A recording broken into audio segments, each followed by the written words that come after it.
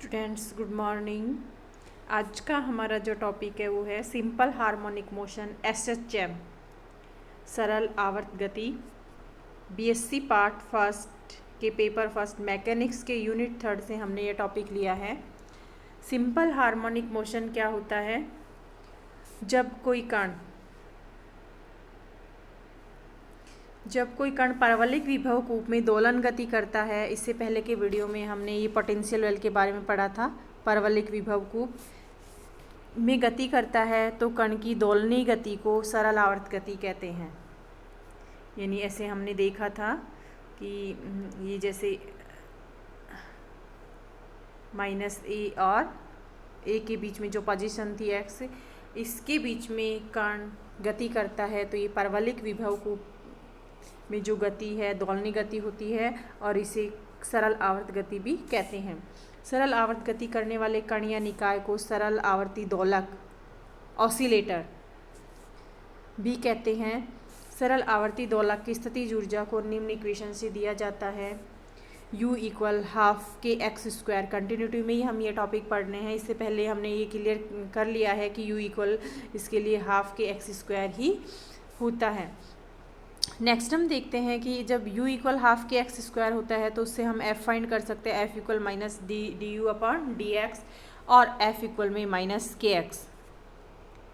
चूँकि ये हम इक्वेशन 1 मान लेते हैं।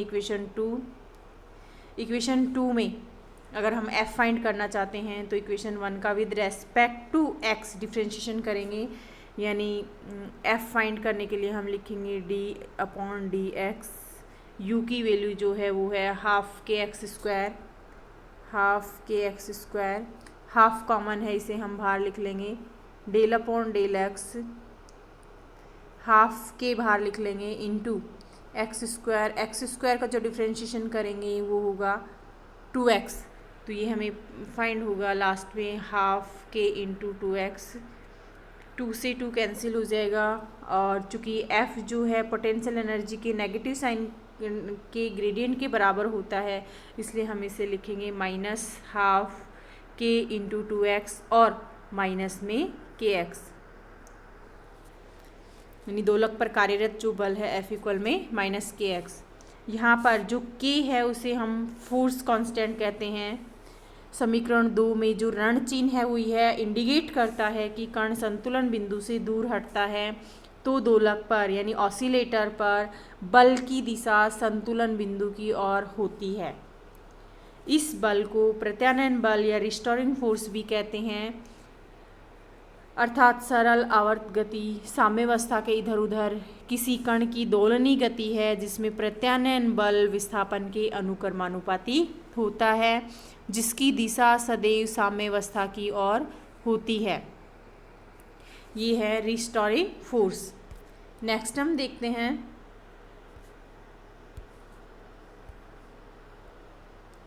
रिस्टोरिंग फोर्स के अंदर या सिंपल हार्मोनिक मोशन की जो इक्वेशन है वो क्या होगी।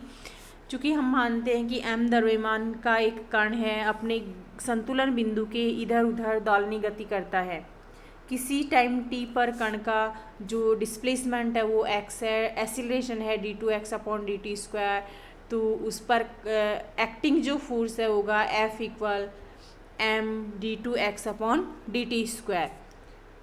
चूँकि यहाँ हम देख रहे हैं कि F रिस्टोरिंग फोर्स की डेफिनेशन से F = -kx। इक्वेशन 1 और इक्वेशन 2 जो हैं वो फोर्स से रिलेटेड हैं, यानी दोनों एक दूसरे के इक्वल होंगी। md2x/dt² = -kx साम्यावस्था में या संतुलन में। यहाँ से हम d2x/dt² लिख सकते हैं। m इस साइड हम डिवाइड में लेके जाएंगे यानी -k/m × x, जहाँ पर k/m जो है वो है ω02 k/m और ω0 √k/m मान लें। तो जो इक्वेशन हमें प्राप्त होगी उसे हम लिख सकते हैं d2x/dt² इक्वल में ω02 x माइनस साइन के साथ है और d2x/dt² नेगेटिव साइन के साथ ही उधर है तो इधर आएगा तो पॉजिटिव में कन्वर्ट हो जाएगा, ओमेगा स्क्वायर एक्स इक्वल में 0। इक्वेशन 4 सरल आवर्त गति का अवकल समीकरण कहलाता है। ये जो इक्वेशन है ये डिफरेंशियल इक्वेशन कहलाती है एसएचएम के लिए। इस समीकरण को हल करके कण के विस्थापन का मान ज्ञात किया जा सकता है। यानी यहाँ अगर हम इस इक्वेशन को सॉल्व करेंगे तो हम वहाँ से डिस्प्लेसमेंट फाइंड कर सकते हैं। नेक्स्ट जो टॉपिक है वो है हमारा दोलक का वेग। दोलक का वेग, दोलक का वेग या velocity of an oscillator equation 4 को dx/dt से मल्टीप्लाई कर दें। ये हमारी जो इक्वेशन थी, इस इक्वेशन को अगर हम किससे मल्टीप्लाई कर दें, dx/dt से दोनों तरफ मल्टीप्लाई कर देते हैं तो हम पाते हैं dx/dt d2x/dt square equal minus omega naught square x dx/dt। चूँकि माइनस k/m जो है उसको हम माइनस ओमेगा नॉट स्क्वायर लिख रहे हैं। हम मानते हैं कि जो वेलोसिटी है वो पार्टिकल की है v इक्वल में dx/dt, वेलोसिटी v इक्वल में dx/dt। तो हम यहाँ ले सकते हैं d2x/dt स्क्वायर। दोलक का जो वेग है वो है v इक्वल dx/dt है। तो हम यहाँ अभी जो इक्वेशन हमने देखी वो थी d2x/dt square equal minus omega naught square x dx/dt। यहाँ पर जो dx/dt है इसको हम v लिख सकते हैं और dx/dt हम इसे ऐसा भी लिख सकते हैं dx/dt और dx/dt। ये जो dx/dt है ये v में कन्वर्ट हो जाएगा, यानी dv/dt, v इंटू dv/dt। इससे पहले वाली जो इक्वेशन थी हमारी जिसे हम देखना चाह रहे हैं, इस इक्वेशन में जो हमारी लेफ्ट हैंड साइड थी वो कन्वर्ट हो रही है v dv/dt और राइट हैंड साइड है जो है वो है omega naught square x dx/dt। इस इक्वेशन का हम दोनों तरफ विद रेस्पेक्ट टू इसमें लेफ्ट हैंड साइड में हम विद रेस्पेक्ट टू v और राइट हैंड साइड में हम विद रेस्पेक्ट टू x इसे इंटीग्रेट करेंगे और हम यहाँ पर वेलोसिटी फाइंड कर सकते हैं। v dv/dt minus omega naught square x dx/dt, v dv equal में minus omega naught square x dx। दोनों तरफ इंटीग्रेशन करेंगे v dv minus omega naught square x dx v²/2 minus omega naught square x स्क्वायर/2 plus c। चूँकि ये जो integration है हमारा इनडेफिनेट है इसलिए हम यहाँ पर कांस्टेंट c इसमें ऐड कर देंगे। यहाँ समाकलन c एक कांस्टेंट है। हम जानते हैं कि दोलक के महत्तम विस्थापन या आयाम की स्थिति पर दोलक का वेग 0 होता है। उस कंडीशन में दोलक का वेग 0 होता है, ऐसा हम देख सकते हैं। मैक्सिमम वाली पोजीशन पे ये जो मैक्सिमा है इस कंडीशन में वेलोसिटी क्या होती है, 0 होती है। अर्थात दोलक का आयाम a हो तो x इक्वल a पर dx/dt इक्वल में v इक्वल में 0। ये मान उपरोक्त इक्वेशन में हम रख सकते हैं। इस इक्वेशन में हम ये वैल्यूज़ रखेंगे, x इक्वल a रखेंगे यानी a²/2। x इक्वल इस इक्वेशन में a रखने पर ये होगा 0² इक्वल में minus omega naught square a² plus c। यानी x इक्वल हमें a रखना है और v इक्वल में 0 रखना है, यानी 0² equal minus omega naught square x² plus में c।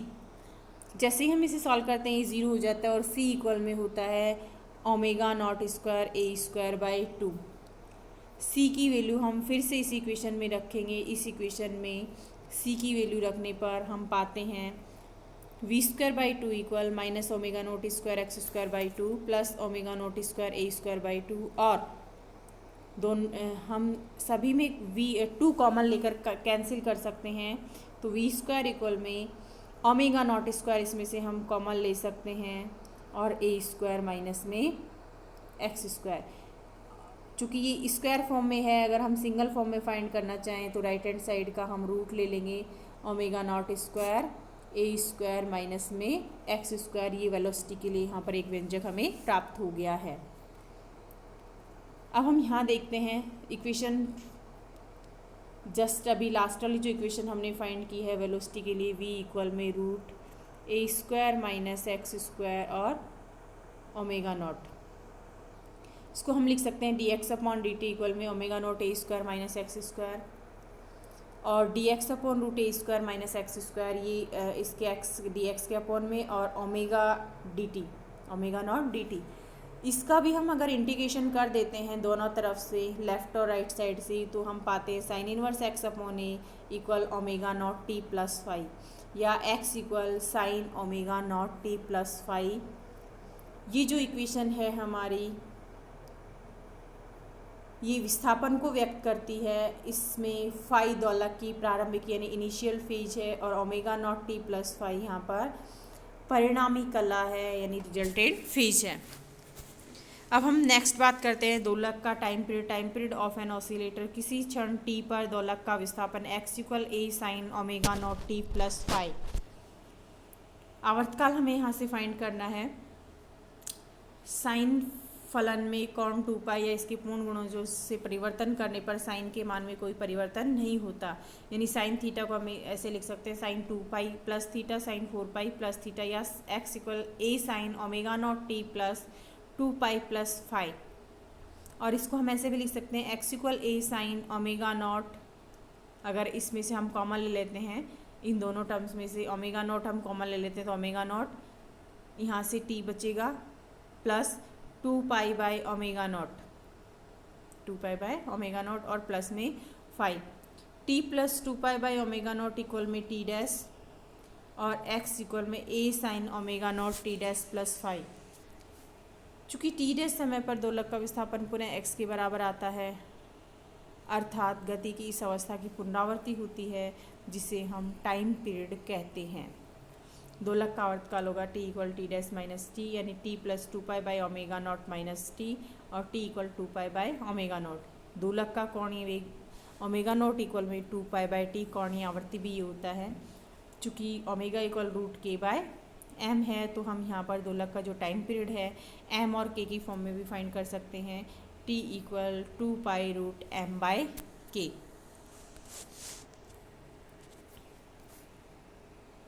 नेक्स्ट हम यहाँ पर एक असाइनमेंट लेके चलते हैं। असाइनमेंट में फर्स्ट क्वेश्चन हमें सॉल्व करना है और सेकंड क्वेश्चन हम अभी देखते हैं क्योंकि इम्पोर्टेंट एग्जाम के हिसाब से, जो कि अभी हमने जो थ्योरी पढ़ी है उससे रिलेशन रखता है। फर्स्ट क्वेश्चन है कि स्प्रिंग की स्थिति ऊर्जा U X equal half C X square minus C S X cube है, जहाँ पर एक्स विस्तार है, सी व एस नियतांक है। लघु दोलन के सन्निकटन में स्प्रिंग से जुड़े एम द्रव्यमान के लोलक की दोलन आवर्ती हमें फाइंड करनी है। सेकंड क्वेश्चन है वो है एसएचएम का इक्वेशन है एक, X equal 10 sine 2 pi T plus pi by 6 metre में टी इक्वल 2 सेकेंड पर दोलक का विस्थापन फाइंड करना है, वेग फाइंड करना और त्वरण फाइंड करना है। सबसे पहले हम लेके चलते हैं इसे। इक्वेशन जो है हमारी वो है X equal 10 sine 2 pi T plus pi by 6, यानी एक्स इक्वल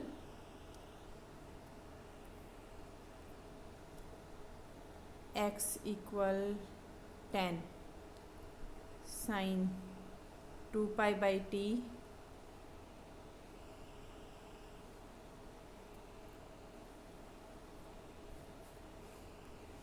x इक्वल में 10 sine 2 pi T plus pi by 6, 2 pi T plus pi by 6, x equal में 10 sine 2 pi T plus pi by 6। ये हमारी x की जो है वो equation दी हुई है। यहाँ पर हम अगर इस इक्वेशन से कंपेयर करना चाहें x equal a sine omega T plus 5, यहाँ से a इक्वल हम पाते हैं 10, यानी आयाम जो है वो हमारा 10 मीटर है। ओमेगा t यानी वो हमारी 2 पाई है, इससे हम कंपेयर करें ओमेगा इक्वल में 2 पाई रेडियन, और फाई यानी हमारी फेज जो है पाई बाय 6।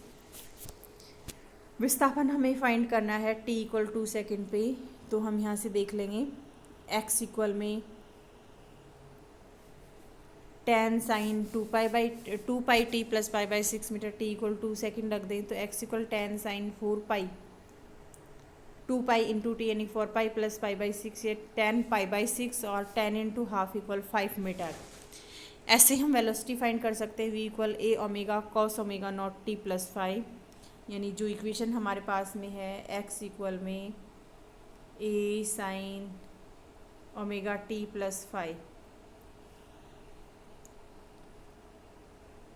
इस इक्वेशन का अगर हम with respect to time differentiate कर दें यानी dx अपॉन dt फाइंड कर लें तो ये होगा a omega cos omega t plus 5। उसी इक्वेशन को लेकर हम यहाँ पर वेलोसिटी फाइंड करना चाह रहे हैं।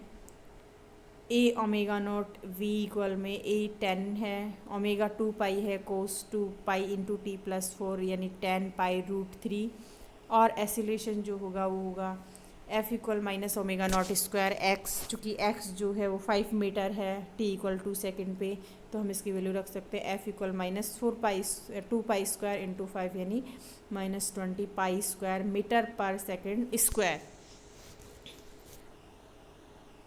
Thank you.